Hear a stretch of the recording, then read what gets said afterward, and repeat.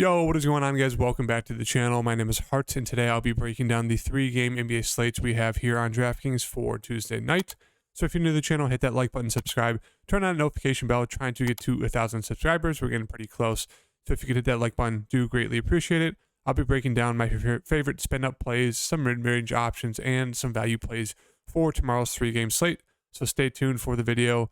Hit that like button, and let's get into the slate breakdown. As always, follow me on Twitter at HeartDFS. Talk fantasy sports, NFL, football. Put up my random prize pick plays. Put up my Patreon posts, which you can find in the description below as well. 100% free. So if you guys want to check that out, I go more in depth on my here's a look at it. It's free. You can view it without a Patreon account. I go more in depth on just kind of my spin ups for the day. Jokic was fantastic. I think he got close to 60 fantasy points. He was pretty low owned. Tatum was pretty owned. I think he was like 38% depending on which contest you were in, but he also got like 54. That game blew out, so he did lose a ton of minutes there. And then Devin Booker, I don't know why he was so low owned. I think he was 6% in my single entry tournament, and he got 70 fantasy points. Extremely owned. Not sure why, but yeah, he was fantastic. The building blocks were great. Zion, Trey Murphy, Devin Booker, Devontae Graham was obviously, not the best. But if you guys got the 3 out of those 4, or at least use Devin Booker, obviously Zion was a move. You guys were off to a great night. So hopefully you guys, check that out. Check that in the future. I'll have another post up for tomorrow's 3-game slate. And yeah, let's get into it. Nice little 3-gamer after, 2 pretty big back-to-back slates. We got the Knicks versus the Detroit Pistons in this first one. So for the Knicks, we know the offense is going to flow through guys like Randall, Brunson, and RJ Barrett. Right now, Brunson has kind of been the clear go-to guy, as you can see the past 3 games. Shooting the ball a ton, scoring well, 34, 32, 30. He is a little scoring dependent, scoring 30 plus in 3 straight games, only getting 49, 45, 52. But yeah, I mean, he looks decent there. Obviously a great matchup versus Detroit. 7,700 for him. Looks solid, if you want to ride that hot streak. Julius Randle's price has come down, and he's still been solid as well the past 3 games. 41, 41, 41. This game, he only shot the ball 9 times and still got you 41.5 fantasy points, which is kind of wild. That's kind of like a Jokic kind of stat line right there. Only 9 shots, still 41.5 fantasy points. But yeah, he looks very solid at 8,000 in this matchup. And then Barrett, kind of the odd man out right now. He's kind of stepped it up recently the past 3 games, coming off of, just terrible shooting games. Still not shooting the ball well, but a little bit better than previously. So I think he'd slightly be my favorite. Obviously, he's the riskiest of the bunch, but just because of that, his ownership should be low. His price is still decent. He's a guy who's going to go out there and shoot the ball a ton. So I do like RJ Barrett a decent amount, but all 3 look very solid. Quickly is questionable.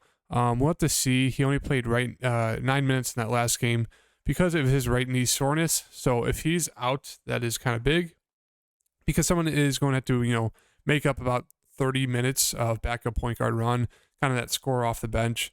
If he's good to go, I do like him there at 5,200. Mitchell Robinson, the minutes are kind of getting back to his normal amount, 23 then 32. Obviously, he's not going to shoot the ball a ton. Don't really expect 16 points. His normal mark's kind of close to that 8 to 12 range. So you can go to him. Don't mind that as a punt play. Very risky. Quentin Grimes has seen 30 minutes pretty much the past 4 games. He looks like an okay value play there. It just kind of depends on who the starting 5 is right now. Cam Reddish, maybe I prefer him slightly over Quentin Grimes. Yeah, they're both, decent value plays there.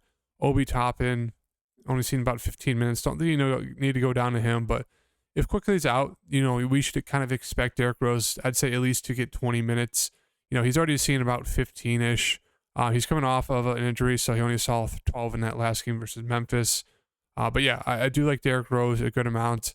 If Quickly is going to be out, I do think Rose looks like a great value option there at 3,400. Kind of to fill in as that's, the top guard off the bench. They're going to need some scoring, so you can definitely look to guys like Grimes and Reddish. But also, we know with Thibodeau that he's going to run his starters into the ground. So, the Knicks look very solid at their price points right now. On the Detroit side, Cade's still out. Ivy's questionable. Bogdan is questionable. most likely doubtful, I'd assume. We'll have to see. But if he's out, this team will just be an absolute mess. Same thing with Ivy. There's just a ton of news on this side. Killian Hayes coming off a huge game. For Killian Hayes, 45, 37. Price jumped up to 6,300. Not the best, but once again, there's going to be minutes to go around for all these guys. I know Sadiq Bey kind of, piques my interest there. He hasn't been great this season at all. But, depending on who plays, we'll have to see to get a more in-depth breakdown. Let's just assume it's everyone besides Bogdan. Bagley coming off 2 decent games.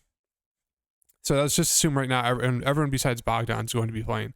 Ivy looks solid at 7,100. Hayes, I think he'd look okay. Hayes, excuse me.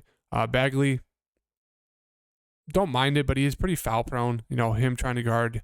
Randall's not the best. Sadiq Bey, a decent tournament option. He just hasn't been great. If Isaiah Stewart's back and he's not going to be limited, I do like him a good amount. He'd probably look to shoot more than his normal amount with, some people out. I do like Alec Burks. I'd still say he's my favorite. The minutes haven't been great on him. He's kind of been limited to around 25 minutes, but he's been productive while he's out there. So 5,100, a little bit of a revenge game here. I do like Alec Burks a good amount.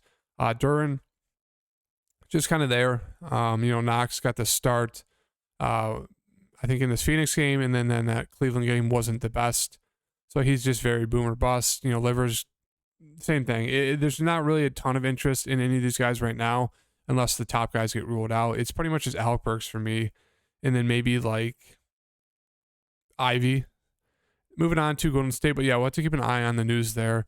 Golden State and Dallas should be a great game to watch. Can't wait for this. We got Steph Curry at the top 10-7. We know we're getting from Steph. He's been fantastic this past month. Kind of cooled off the past 3 games. The Clippers game blowout, Utah game kind of became a blowout, and Minnesota game was obviously a blowout. So a couple of blowouts for the Warriors, kind of ruining Steph's upside. But yeah, we know what we're getting from Steph. He's been fantastic. Looks like the best pay-up option besides Luka. Wiggins, I think he looks solid. He's the number 2 alongside Steph. So, people don't really feel great about that price tag of 6,800. So I do think that scares the ownership away. So I do like Wiggins a good amount here against Dallas. Draymond Green, he has some upside, as you can see, but you don't feel great rostering him at 6,500. He's more just of that random contrarian play. Don't mind going to Klay Thompson. He's been better recently, as you can see, past 4 or 5 games. He's been shooting the ball pretty well, especially from 3. So if you want to ride that hot streak, he is pretty, scoring dependent, as you can see. But he does have huge upside if he's hitting this 3. So don't mind him there at 6,100. I think he's tied for my second favorite play alongside Steph. Looney's just there, kind of like a poor man's Plumlee right now. Poole, just a very, very, very contrarian tournament play. I know he's been doing well the past 2 games, but those blowouts do factor in because he does get a little bit more run. But yeah, I just not a lot of interest in this team besides kind of those, main 2/3 guys. But yeah, that's really it on the Golden State side. On the Dallas side, we got Luka at the top, 12-6. We know we're getting from Luka. It doesn't matter if it's a good matchup or bad matchup. He's obviously going to do very, very well. I don't mind him. It's just, if we can get up to that price at 12.6, I'm not really sure if we can right now. I'm not sure if we're going to get a lot of, value unless the Detroit guys get ruled out. So, let's say no one gets ruled out and it's just the normal Detroit guys. You could try to force Luka in, be different. He'd be probably pretty low owned. I'm not sure you'd really need him to go off to have a great game to pay off that price tag. Otherwise, you're kind of going to screw yourself. But yeah, that could be an option you could do. Christian Wood, don't mind him. He did start that second half versus Milwaukee. They needed scoring off the bench. So he looks like a decent tournament option. Not a lot of people roster him right now. He's kind of limited in the minutes. But yeah, he does have huge upside. So he definitely go off in the tournament setting. So I do like him a good amount. Dinwiddie's price has dropped down after kind of 4 or 5 straight bad games in terms of fantasy score output. So I do like taking a shot on Dinwiddie. We know he does have a pretty big ceiling, even alongside Luka. He could easily pay off that price tag and be a great play there. Finney Smith, I don't buy it. He's been great the past 3 games. Kind of the Dennis Finney Smith. I don't know if it's Finney Smith of last year. I'm losing it right now, guys. Sorry about that. But yeah, if you want to go to Finney Smith at 4,500, you can. Yeah, I just don't trust it. He's been hitting his shot. He's been shooting it a little bit more recently. Maybe that's something they told him to do, but Dorian is just not for me. Kleber, kind of the same thing. These guys, I guess, are stepping up a little bit more recently, but not a ton of interest. They just kind of seem forced as of right now. Josh Green's an okay value play there. Powell, McGee, just seeing no minutes. They're really going to guys like Finney Smith and Kleber, just going a little bit smaller with Wood. So, yeah, a good amount of interest in those Dallas guys. Like skip Tim Hardaway, he's there. Minutes are kind of all over the place right now, but you can always take that shot on him. Hope he hits his shots. Onto the Clippers and Portland.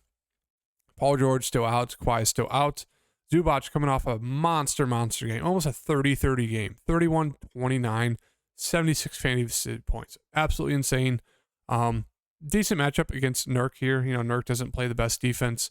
If you want to run it back with, Zubac, I don't mind it, but he is very boomer bust. He did see, 36 minutes? There's games where he's going to go out there and see 25. There's no rhyme or reason. It just kind of happens. So I think he's super risky there at 7,000. So it's kind of a coin flip for me. Morris, should, kind of take up some offensive role here without the top two guys. So he looks decent at 5,800. I'd prefer, with Wall out, I prefer getting two guys like Powell, Jackson, Mann. Even a guy like Amir Coffey, he's been starting decent minutes, not the best point per minute guy, but at 3,600, I do think he'd be my favorite value play. Covington will probably get dusted off, see about 20-ish minutes. He's a decent play there at 5,200. Batum, I guess you could go there. I prefer getting to Cunningham. What to see if a guy like, Jason Preston gets some guard minutes, but I'm assuming they're going to roll out Zubac, Morris, Powell, Jackson, and Mann. And then off the bench, they'll do Amir Coffey, Batum, and Covington, kind of running that 8-man rotation. Maybe a guy like Brandon Boston gets, dusted off. What to see, but as of right now, really like Amir Coffey. We know he's going to get at least 25 minutes. Be a solid value play. He might even start, so we'll have to wait on that news. I think Terrence Mann, looks very solid. Not going to go out there and score like 30 points, but he's a guy who could go out there, get like 15, get you a couple of rebounds, assists, some steals. So I do like him a good amount there at 4,800. He seems like a solid play. Reggie Jackson and Powell obviously have the biggest upside, just in terms of scoring and playmaking. People would rather go to Powell over Reggie just because he's been a little bit more consistent. But I do like Reggie Jackson a good amount. And then on to Portland, we have Lillard, who is still out. So Simons, he looks very good here. Minutes are wild on Simons, 37, 38, 47, 40. So he looks great there, 8,100 against this team. So I do like locking him in there for right now. Grant, as I said, with Lillard out, he's going to step up as kind of secondary scorer, even the main scorer, 21, 44, 29.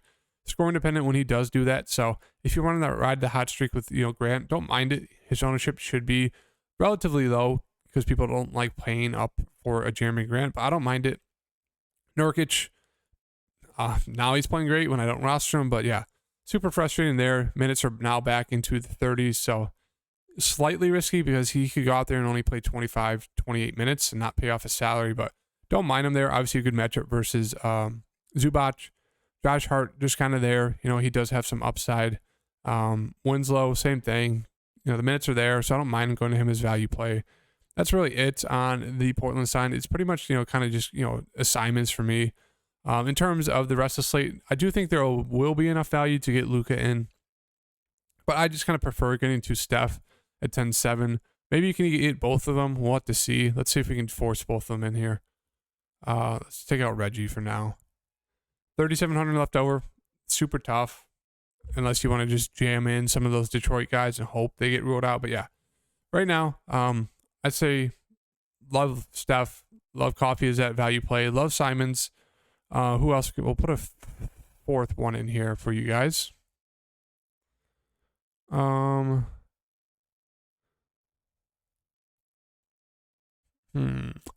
Let's see here.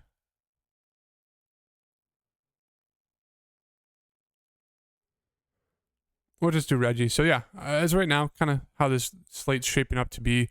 This is where my interest lies in Steph, Amir Coffey, Simons, and Reggie Jackson. Obviously, we have to wait on the Clippers news and the Detroit news, which kind of can change the whole slate. See if we can get a guy like Luka into our lineups.